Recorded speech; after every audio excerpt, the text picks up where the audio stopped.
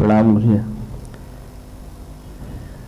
काफ़ी दिनों से सोच रहा था कि कोई जैसे आ रहे हैं लगातार, तो स्पिरिचुअली जो प्रश्न थे वो तो सब लगता है कि जैसे सारी चीज़ें जो है कुछ ऐसा नहीं रहता है। अब फोकस ये है कि जैसे प्रेजेंस जो मुझे महसूस हो रही कि अब जो हम चीज़ों से जुड़े हुए हैं, यहाँ आ रहे हैं, तो प्रेजेंस पे जो है ज़्यादा अब जो है प्रश्न ये है कि प्रेजेंस को हम नहीं समझते कि प्रेजेंस है क्या। सुनते हैं सब, जो है आपसे बात होती है कि प्रेजेंस पे करिए, प्रेजेंस है, मतलब, लेकिन दूसरी तरीके से ये है कि उसको हम महसूस भी कर रहे हैं कि जो हुआ है, मतलब वैसे मेंटल स्तर पे या उस पर नहीं समझ पा रहे कि प्रेजेंस क्या चीज़ है, लेकिन कहीं ना कहीं किसी तल पे जो है लगता है कि जैसे अब आपकी सब चीज़ें सुनते हैं, जैसे बहुत सारी चीज़ें, तो प्रश्न तो कोई इस तरीके के जैसे रहते हैं, तो इतना आपने सुन चुके हैं कि उसके बाद में अब ऐसा लगता है कि उन सब के बाद आपने जो कंसेप्ट दिए हैं तो मतलब करना हमें है। मतलब ऐसा नहीं है कि प्रॉब्लम सारी सॉल्व हो गई हैं, लेकिन उन प्रॉब्लम का सॉल्यूशन दिखता है कि हाँ भाई इसकी वजह का ये हम ये नहीं कर पा रहे, इस वजह से ये प्रॉब्लम है।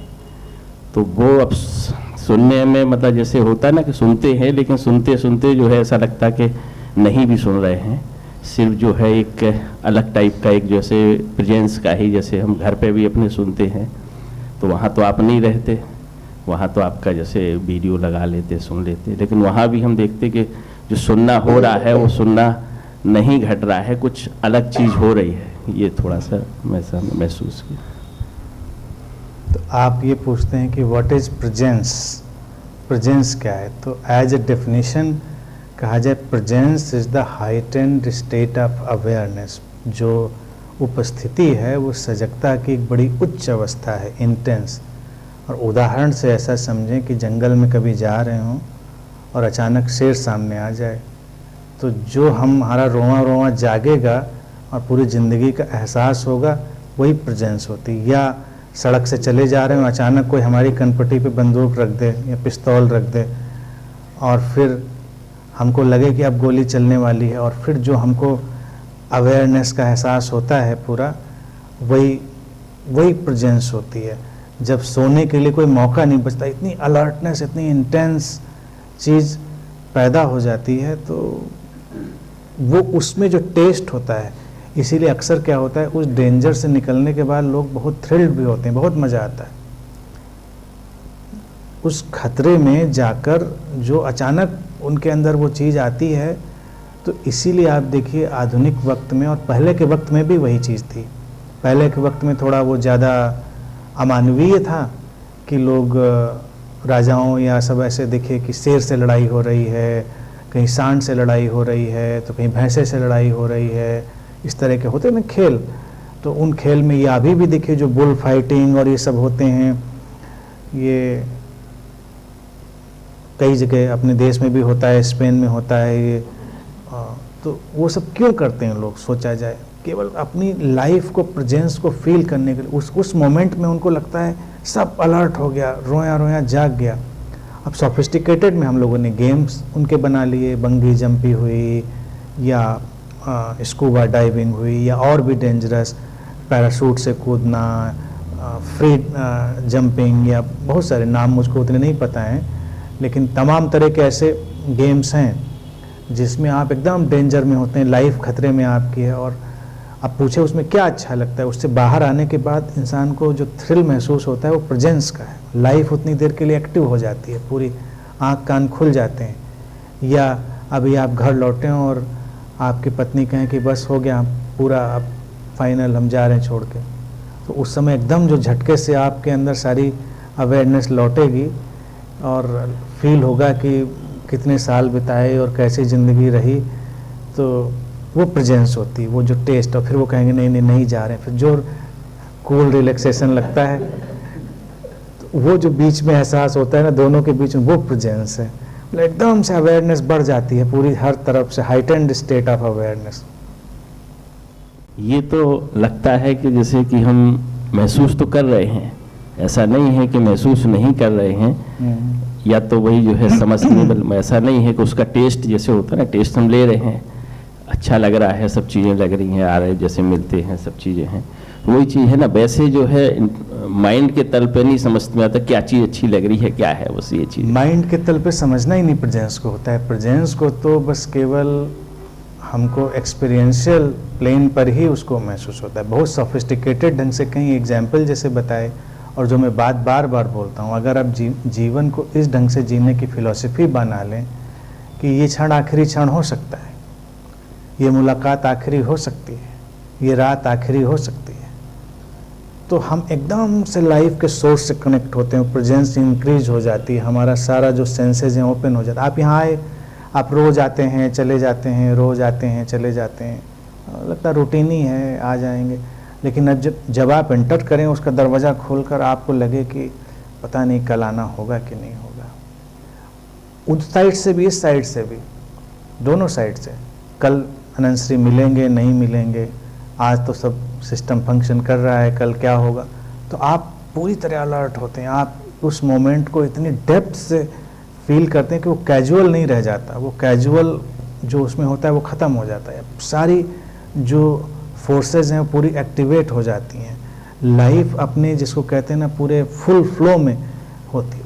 वो जो जॉय है वो अवेकनिंग को भी लाता है, और वही इनलाइटनमेंट भी। अचानक किसी को उस मोमेंट में इस भावदशा से कोई आया, और अचानक कभी किसी को इतना तेज क्लिक हो सकता है कि जो सडन इनलाइटनमेंट हो जाता है, कि वो आया और उसको लगा कि ये आखिरी मोमेंट भी हो सकता है,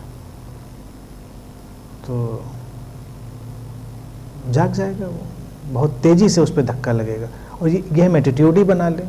जैसे मेरा ये मैं बोलता हूँ तो लोग कई बार, कुछ लोगों को परेशानी होती है, मैं इसलिए बोलता हूँ क्योंकि मेरा बहुत वे ऑफ लाइफ रहा है। मैं बचपन से, पता नहीं जो भी कंडीशनिंग प्रोग्रामिंग मेरी रही होगी, ये मेरे प्रोग्राम में बचपन से ही फिट था। जब मैं रात में लेटता था तो कुछ इसी तरह से लेटता था कि बस फिनिश, सब ख़त्म, वाइंड अप।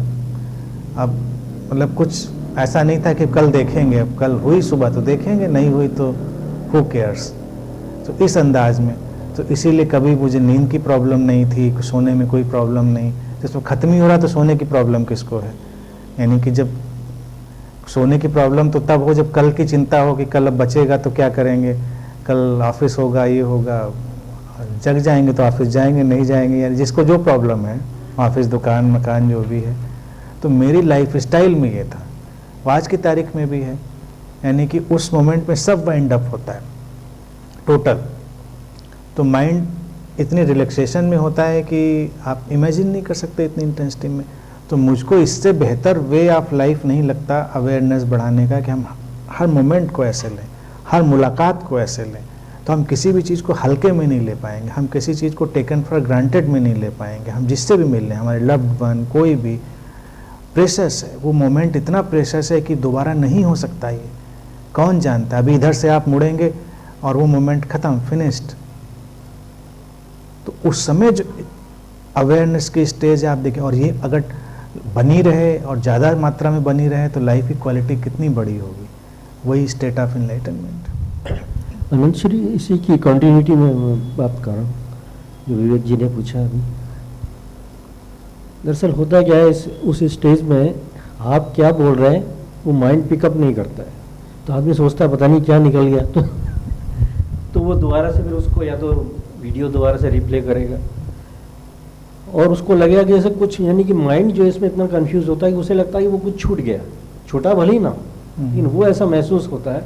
तो ये थोड़ा सा इसमें कन्फ्यूजन डेवलप होता है। कन्फ्यूजन की नहीं बात है। देखिए, जब जैसे जैसे अलर्टनेस बढ़ती जाएगी तो आप हमें सामने से भी बैठ के कई बार स्किप करेंगे। जब आप उसके, देखिए बोलने के तो कई लेवल हैं। बोलना जिस सोर्स से घट रहा है, इम्पोर्टेंट तो वो सोर्स है। तो कभी कभी जब आप सोर्स से कनेक्टेड होंगे तो जो सरफेस पे एक्सप्रेस चीज़ है उससे कट भी सकते हैं, यानी, लेकिन सोर्स से कनेक्ट होने का मतलब है कि उस समय आप गहरी शांति जो है उसको महसूस कर रहे हैं। यानी कि वो जो सेटलमेंट, वो सजगता और वो शांति, वो जॉय, वो सब महसूस कर रहे हैं। तो सोर्स तो वर्डलेस है, साइलेंट है। सोर्स में तो कोई भी लैंग्वेज नहीं है, कोई भी वर्ड नहीं है। तो वो बेसिक देखा जाए जो ट्रांसमिशन होता है वो वर्डलेस ही है, उसमें लैंग्वेज नहीं है। तो बहुत सारे ट्रेडिशन में ये परंपरा भी रही कि या गुरु के साथ बैठिए, मौन में बैठिए। मौन ही इतना इनलाइटनमेंट दे देता है कि आप जब उठते हैं तो आपको लगता है बहुत कुछ समझ में आ गया, क्योंकि आप उसके सोर्स से कनेक्ट हो गए। तो सुनना जॉय लाने वाला भी है और इतनी बड़ी बात भी नहीं है। सुनने में क्या है, हम डिटेल्स को सॉल्व करते हैं। केवल जब सुन रहे हैं हम तो डिटेल को सॉल्व करते हैं। इसी को हम अगर डीप लव की इवेंट में भी देखें तो जब हम डीप लव में होते हैं तो बहुत सारी बातें, बहुत सारी चीज़ें, उनका कोई डेटा हमारे लिए बहुत मायने नहीं रखता। हम उस समय इतने अलग से जॉय में होते हैं कि जॉय का फ्लो चल रहा है, बीच में डेटा चलता रहता है। यानी कि गहरे लव में अगर कोई हैपनिंग भी घटती है तो बहुत मेथोडिकल नहीं भी हो सकती है। अब कोई आपके घर आया, आपने सोचा था अब ऐसे करेंगे, फिर पहले गुलाब देंगे, फिर ये करेंगे, फिर ऐसे ये चाय पिलाएंगे, फिर ये करेंगे, और फिर वो आया, आप इतने खुश हुए, सब भूल गए, गुलाब सब रखा रह गया। बाद में ख्याल, अरे लो गुलाब तो भूल ही गए देना। लेकिन इससे कोई फ़र्क नहीं पड़ता, आपने बाद में दे दिया, नहीं दिया, वटेवर, लेकिन जॉय तो जॉय था, वो तो था ही ना पूरा, उसमें तो कोई कमी आई नहीं। और लेकिन अगर आप उतने जॉय में नहीं है तो आप एक एक चीज़ याद रखेंगे, पूरी लिस्ट जेब में आपकी होगी। गुलाब दे दिया, कट टिक, चाय हो गई, कट, तो सारी लिस्ट पे आप टिक कट करते चले जाएंगे, हो गया। तो आप फिर जॉय में नहीं, सारा मेथड तो पूरा हो गया, फिर कहेंगे सब तो हो गया, अब आगे बताइए कुछ। तो डिस्कोर्सेज में भी यही है कि सुनने में कभी कभी ये टिक कट नहीं होता, आप स्किप कर जाते हैं, आप सोर्स में डूब गए, तो अब आपको वर्ड्स की उतनी देर के लिए ज़रूरत नहीं है। आप उस अंडरस्टैंडिंग में, उस जिसको समाधान समाधि कहें, उसमें हैं। फिर लौट के आएंगे तो फिर वर्ड्स आपके लिए, वर्ड्स तो केवल एक्सप्लेन करने के लिए हैं, डिटेल को एक्सप्लेन करने के लिए, उसको जीने के लिए वर्ड नीडेड नहीं है। अंडरस्टैंडिंग को जब आपके अंदर उतरना होता है तो वर्डलेस ही होती है, ये बिल्कुल क्लियर है। लेकिन जब अंडरस्टैंडिंग में क्या उतरा इसको आप समझना चाहेंगे तो आपको वर्ड्स नीडेड होंगे, तो इसलिए उसकी चिंता नहीं करनी चाहिए। मेन चीज़ है अंडरस्टैंडिंग का आना, सोर्स से जुड़ना, फिर वर्ड्स तो बाद में भी पकड़े जा सकते हैं। ठीक है, आज के लिए इतनी बात।